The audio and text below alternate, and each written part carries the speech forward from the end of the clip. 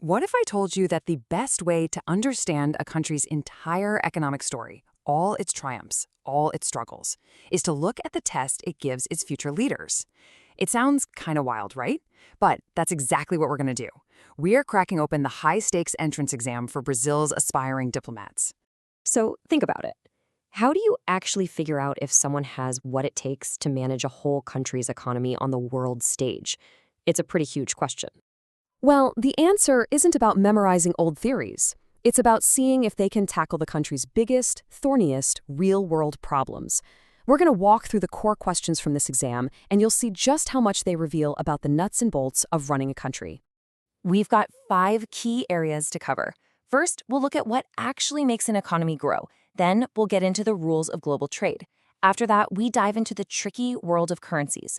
Then we'll put it all together with a case study on Brazil's epic fight with inflation, and we'll wrap up with the government's constant balancing act with its own budget. All right, let's kick things off with the most basic question of all. What makes a country get richer? We're going to look at 3 big ideas that every single policymaker has to get their head around.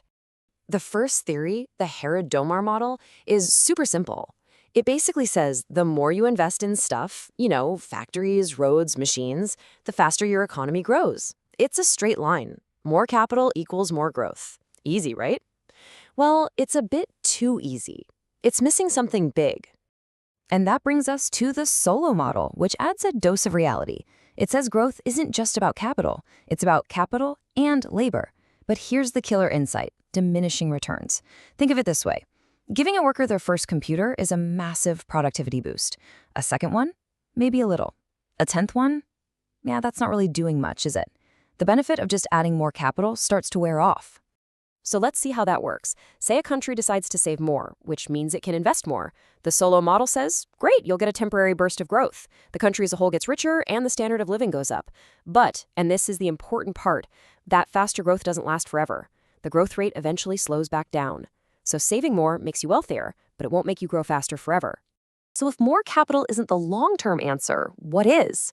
Well, that's where modern theory comes in. It's called endogenous growth theory, and it says the secret ingredient is innovation. The big idea here is that technology isn't some magical force that just appears out of nowhere. It's something you create intentionally by investing in things like research and development. Innovation is the engine that you can actually keep refueling for long-term growth. Okay, so your economy is growing. Now what?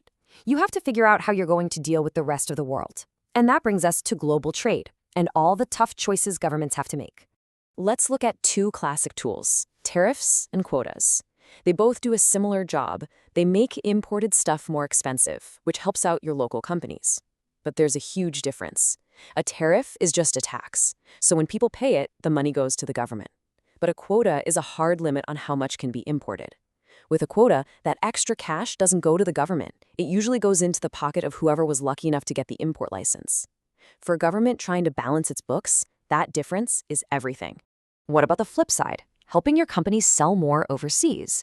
A government can give them an export subsidy. Now, obviously the exporters love this. They get paid more for their goods, but someone's got to pay for it. The government, meaning the taxpayers, foots the bill.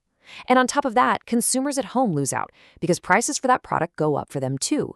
So when you do the math, the losses to the government and consumers are actually bigger than the gains to the exporters. The country as a whole ends up worse off. This all ties directly into the crazy world of international finance and currencies. This is where the decisions get really, really tough.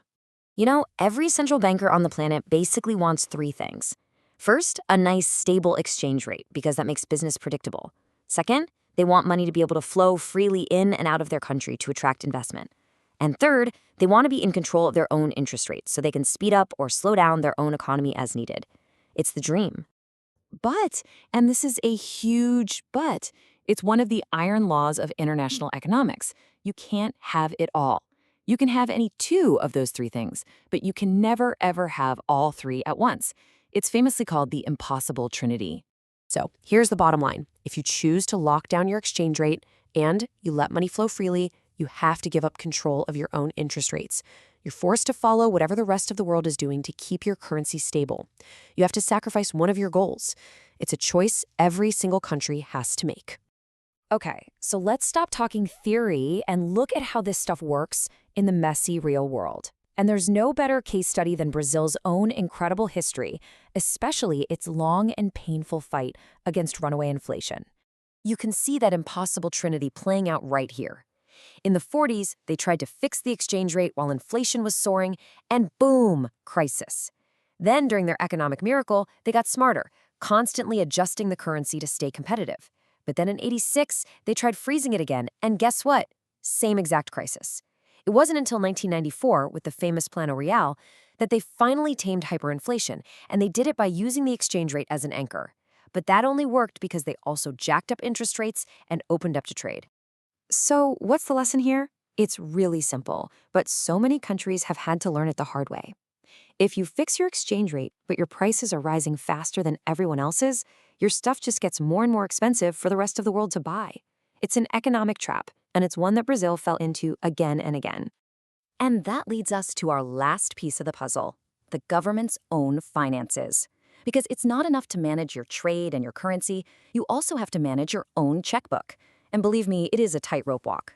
So first, a quick definition. A fiscal deficit is just the gap you get in 1 year when a government spends more than it takes in from taxes. And that gap doesn't just disappear. It has to be borrowed, and it gets tacked onto the country's total national debt. Now, here's a little twist that trips a lot of people up. If a government wants to juice the economy, by cutting taxes or increasing spending, that's called expansionary policy. But doing that makes the deficit bigger, not smaller. It means the government's need to borrow money actually goes up. And to see how all these pressures collide, we're going to go back one last time to Brazil in the 1990s. It's the perfect example. So here was the insane dilemma they faced. To defend their currency from attacks, they had to crank interest rates way, way up to attract foreign money. But what happens when interest rates are sky high? The cost for the government to pay the interest on its own debt goes through the roof. It explodes. So the very policy they used to solve their currency problem made their budget problem 100 times worse. See what I mean? It's the ultimate tightrope. Which really brings us to the final big question. We've seen that in economics, there are no perfect answers. Every choice, from how you grow, to how you trade, to how you manage your money, is a painful trade-off. So the real test for any leader or for any of these aspiring diplomats is this. When you know every single choice has a cost, what's the one thing? Stability, growth, credibility, what's the one thing you decide you just can't afford to sacrifice?